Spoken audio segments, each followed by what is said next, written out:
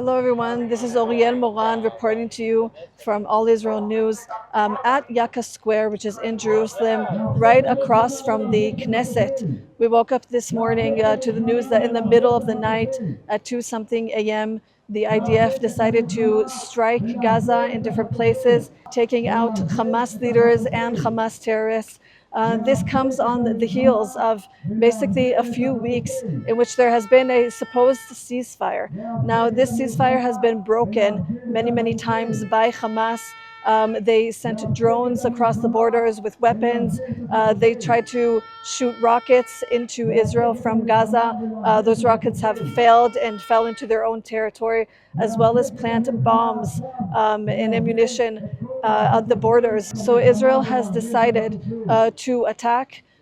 They've been saying this with Trump for many weeks now, that if the hostages and all of the hostages are not returned, then all hell will break loose. חיים! חיים! רוצים אותם חיים!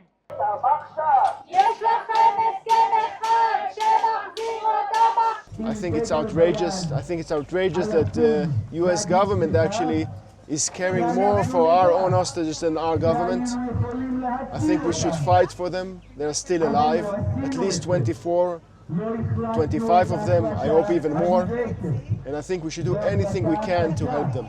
The returned hostages have woken up this morning in extreme duress because they know how it is to be in Gaza when the IDF is conducting maneuvers on the ground or from the air. Many of them have expressed their distress for the hostages that are still there, the ones that just a few moments ago, just a few weeks ago, they were sitting with them there in the Hamas tunnels. And so they're extremely concerned for their well-being. They would also express during those times that the IDF would come close to their location, that Hamas would basically threaten them, that if the IDF comes any closer, they would be shot, such as Omer Shem Tov, that said that he would hear the IDF coming close and that he basically prepared and embraced himself to be gone that day. And he said that all he could do was pray because the Hamas was ready and willing with their weapons to just shoot him. And they said that they don't mind to die as martyrs. כרמל שלי ועוד 40 חטופים שהיו יכולים לחזור הביתה בחיים נרצחו בשבי. למה הם עדיין בעזה? למה הם עדיין בעזה? למה הם עדיין בעזה? למה הם עדיין בעזה? A lot of the voices that we're hearing here today are concerned that basically the government is allowing politics to get in the way and basically preferring politics over the lives of the hostages. The hostages must come home. That's the important thing, nothing else. Not the war, not the Hamas, nothing else. Only the hostages. They are Israeli soldiers and citizens, and they must come home. We truly don't know what is going to happen now that the IDF has launched another attack, a very substantial attack in Gaza. The government has come out saying that they want all of the hostages in one deal, hence this, the launching of this attack.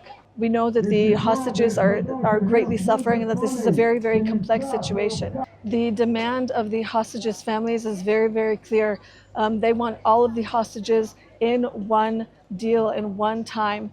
It was a very distressing situation for everyone that they had, these lists of people that some were considered humanitarian, some were not. But we now know that all of the hostages are considered humanitarian, meaning that they are in a dire situation in which they need help right now.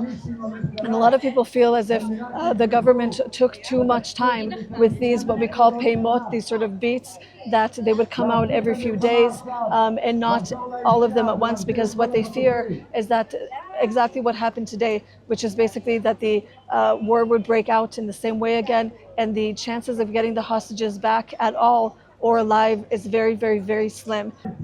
Thank you guys so much for watching, and continue to pray if you are a praying person, and we'll continue to come to you guys with more reports on the hostages deal and on the war between Israel and Hamas in Gaza. If you want more Israel-related content, go to allisrael.com, and don't forget to subscribe to this channel, and hopefully we'll see you guys again soon with better news.